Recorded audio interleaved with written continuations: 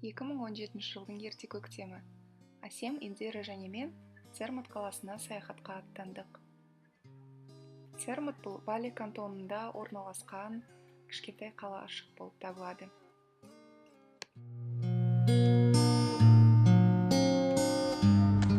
Қаланың ішінде ешқандай машинаға жүруге болмайды. Тек қана ат-арбалар мен және мынандай кішкентай машиналар. Негізінен бұлар отель тұрғындарын ары-бері тасымалдайды.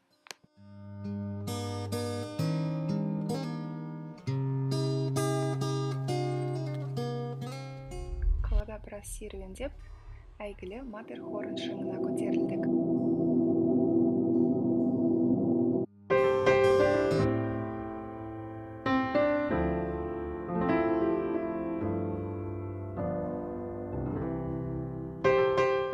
Шыңның сұлулығына әбден тамсанып, төмен қарай жаяу жүріп кеттік.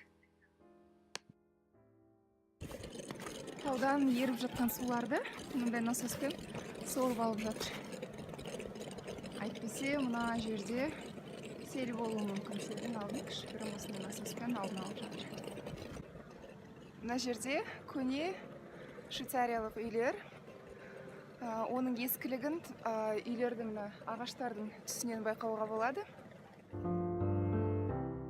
Швейцарияда ұнайтын бір ерекшелік ол адамдардың үйлерін сәндеу үлгісі.